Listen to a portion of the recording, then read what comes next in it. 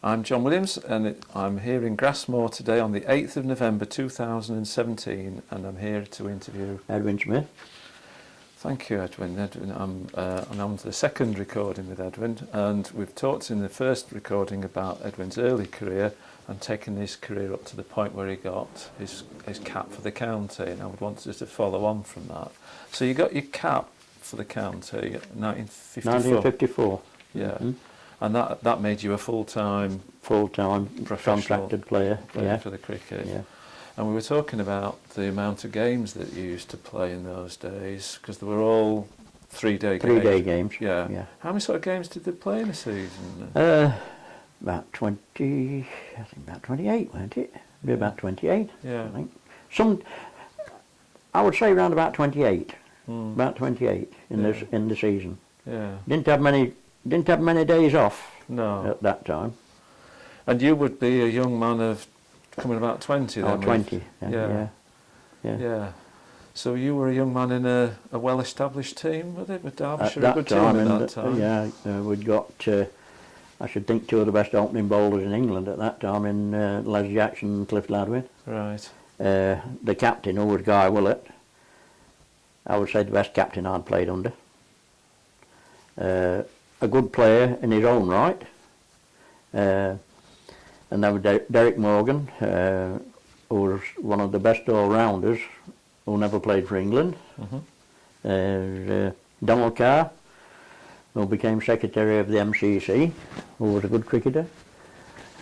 And I would say the opening batter of Arnold Amer, he was a Yorkshireman. He was a Yorkshireman who was one of the best opening batters, I would say, who never played for England as well. He was a very good player. Yeah. And with Alan Revel at that time, who was he was a local, Boleshowe, I think he was originator from Boleshowe. And then he went to Leicester. Yeah. When to say that, was 56, 57 days, something like that. Yeah. In fact, I meant mentioning, when we was at Derby, and you'd got the photographs, and there was myself, Chris Adams, Bob Taylor, and Arrow, was it? Yeah. And there was a photograph there. I'm not sure whether it was a 56 photograph or 57. And on that photograph, and I ought to mention this, there was myself, Cliff, Les and Derek, who had got nearly 6,000 wickets between us for Derbyshire. Oh. Because Les got 1,600, Cliff was nearly there, I got over 1,200 and Derek got over 1,200. So we nearly got 6,000 wickets for Derbyshire. Yeah. And 3 of those were Derbyshire-born players. Right, yeah. So the team that you played for when you first joined had a number of people from Derbyshire playing for it then? That was quite the norm. Yeah, at that time we'd got, there was, I'd say, Cliff, Les, myself, Alan Revel, and Jim Brailsford. He played about 3 games in '54. He was on the staff. He was another Derbyshire. Reg Carter, who played, he was Derbyshire, but they weren't regular members of the side, like, you know. Yeah. And you were very competitive to win things in those days. Side. Yeah. I mean, you didn't like losing. No. Well, Cliff didn't. No. No, Cliff didn't like losing. No. Yeah. No. Yeah. In fact, I remember one game, I think it was that same season, we finished 3rd in the championship. The unfortunate thing was that Surrey were playing their games down south, and we'd 3 games. We'd got Glamorgan at Chesterfield, we got Notts at Trentbridge, and Leicester at Leicester. And in those 9 days, I think we only played about 4 days cricket because of the weather. Right. And that probably did us for the championship. Right. Because Surrey were playing down south where the weather, the weather was. So they were able to play and get some complete points. their games. Yeah. And was Derbyshire a competitive side against other counties throughout the 50s then? Or that was a good era to be playing for Derbyshire then. It was, I think it was, yeah. I mean, in the 60s, we had a goodish side. We had some good players in the 60s. Yeah. I mean, really, I think there was only one bad season I can remember, and I'm not sure if that went about 1962. And I think we won our first game in end of June or something like that, and that was against Sussex at Hastings. And Sussex had a week's cricket at Hastings, and ours was the second game, and Charlie Lee was captain of Derbyshire. He was captain for a couple of years. And when we got to the ground, the wicket we was playing on, it looked as though somebody had the spikes and scuffed it up a bit on a length. And apparently Ted Dexter had been playing the match previous, but then he went to playing the test match. Right. Anyway, in second innings, Sussex needed 62 or 63 to win, and we bowled them out for less than 60. Right. And so that was the first match we'd won that year, and that was either middle of June or end of June. Right. But I think that was about the worst season I can remember. Yeah. Really. I mean, we used to finish halfway. Yeah. Halfway up.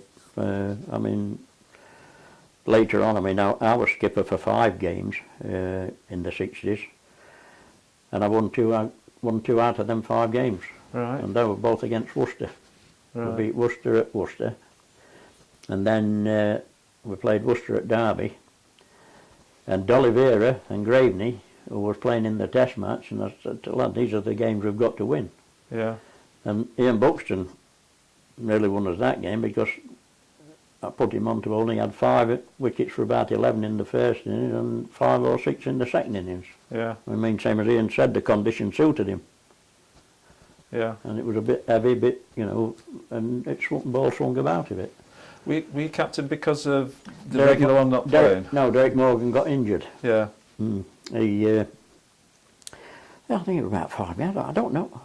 I don't know whether he did his thumb. I can remember him doing his thumb one match. He was caught and bowled.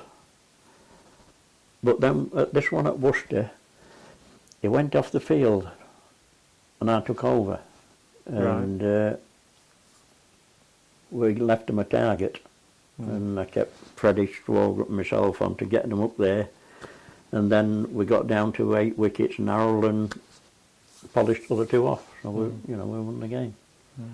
So were you officially like the vice captain, or is it just? No, no, I was senior professional. All right. That was another sore point as well, and that's the reason Harold Rose left Derbyshire, and he did in 1969. I'd been skipper, and Derek was due for retiring. He was on about retiring. And Major Carr came to our house. I lived up Ashgate, then other side Chesterfield. And he said, we're appointing Ian Buxton as vice captain. Right. I mean, it didn't matter to me because I was in about 37 or 8, but I would have liked to be, asked and said you could refuse it. Yeah.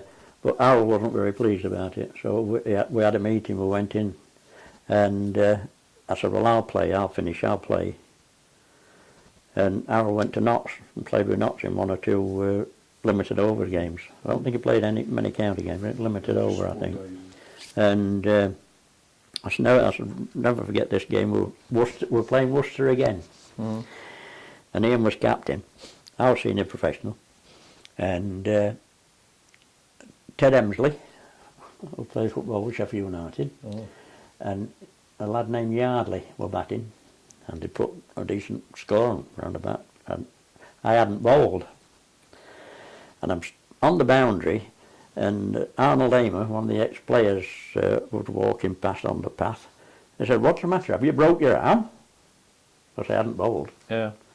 Anyway, Ian had to put me on. I got those 2 wickets in 2 overs. Right. I caught and bowled at Emsley, and had Yardley stumped by Bob. That were in 2 overs. Yeah. And one of the players said, you've stuffed them easy, haven't you? And, and then I finished in 71. I was made coach, 71. Right. And if I'm not mistaken, I'm the only coach who's had 15 lads on the staff and all Derbyshire born. Right. And we got to the under-25s competition when it first started. We played Middlesex at Birmingham, Edgbaston. And they were all Derbyshire lads, bar the captain. I mean, I let John Narby be captain. I've been captain other matches, like coaching and captain and that.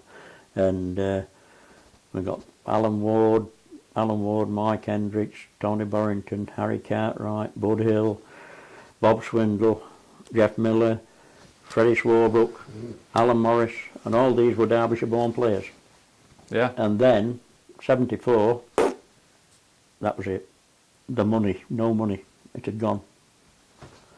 And then that Kerry Packer started the one day, and the money started coming back again. Coming back to your playing career, you took an awful, over 1,000 wickets for Derbyshire, didn't you? Yeah. Was it a good time to be a spin bowler in this country? I think it was then, because when you think, I mean, looking at the off spinners now, who were playing then, I mean, you'd got Jim Laker, who played with England, 19 wickets in a test match. Yeah. You got John Morter and David Allen at Gloucester. You got Ray Lingworth at Yorkshire, and one who did the double for Kent, Alan Dixon, who bowled off spinners and batted. He did the double. He got 100 wickets and 1,000 runs in a season. And then there was John Savage at Leicester. Yeah. Freddie Titmus, who was at Middlesex. Then you got Pat Pocock. I mean, now you can count on your hand how many off spinners there are. Yeah, yeah. And what about playing for Derbyshire as a spin bowler? Did that present issues or difficulties like pitches? And you also had a very good pace attack as well, didn't you? We had a good pace attack, yeah.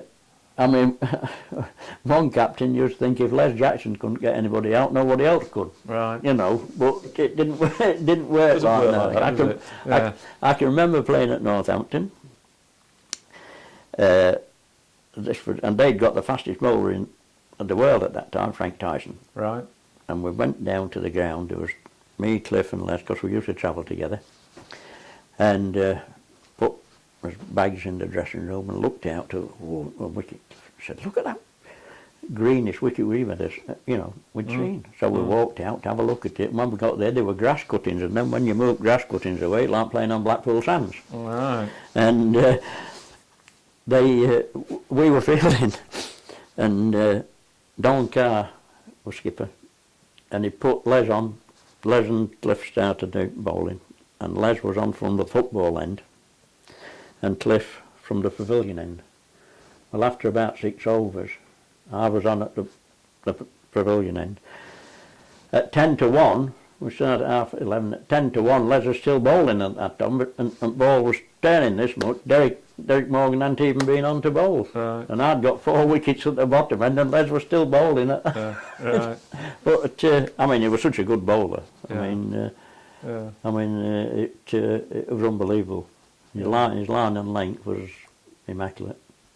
I remember playing in a game at Chesterfield, in a Rothmans game, and Les had finished, I think. Les must have been about 42, 43.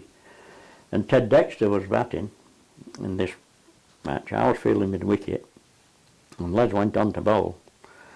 And after half a dozen overs, Dexter says, Edwin, come here. And I walked over, and on a length, you could see where Les had pitched that ball. The red mark were on the wicket. Right.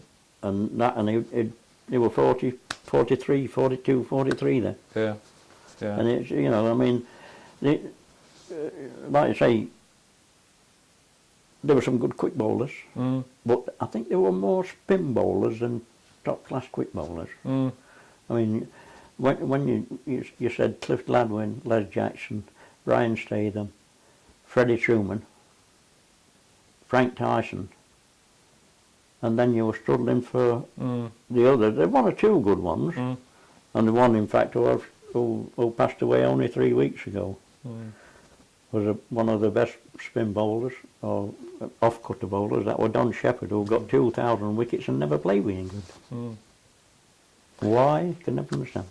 Well, I was going to ask a question about yourself as well. I mean, you were a very, very successful county cricket player, but you were at a time when there was a lot of other very good Well, spin bowlers. Did you ever get a chance with I did England? play with the North-South in 56 Mm. in the Torquay Festival. And then 66, which was my benefit year, I was top at national averages Right. with 40 wickets at 8 apiece in June. Yeah. And we'd played Gloucester at Bristol. And I'd got 4 for 9 before lunch. Right. And then I pulled this side muscle. So I had to go off. Yeah. From there, we was going to Tunbridge Wells to play Kent. Mm. England were playing the West Indies the following week at Old Trafford. When we got to Tunbridge Wells, Sam Weaver, who was around, and myself were getting out of the car, and Colin Cowdrey said to us, get him fit, you know. Mm. And Mm. I was pleased I didn't. West Indies got 600 and something. John Mortimer, I think, went and played. But Yeah. I think I was mentioned a few times in the papers with me, Yeah. according to my scrapbooks anyway. Yeah. Yeah. But there was a lot of good ones. I mean, when you get Jim Laker, 19 wickets in a test match, I mean, what can you do there? Yeah. And you got Railing, who was also captain of England, so... Yeah. And Freddie Titmus, who came from Middlesex, Yes. which was the headquarters, so you didn't have a lot of, Yeah. you know, Yeah. you got to be doing well. Yeah. Is there any kind of standout performance of your own that you can think of? You know, I mean, you must have got hundreds of standout performances. That's the difficulty, isn't it? The first one I would have thought was, well, when I got 8 for 21, but also when we played Scotland at Edinburgh, Yeah. I got 9 for 45 in the second innings and 5 in the first innings. Right. I think probably one of the best was probably against Australians in 1956 when I got 5 for 36. Right. When Richie Beno was playing. Yeah. Asset was captain. Lindsay Asset was captain. Yeah. Davison and Archer were the quick bowlers.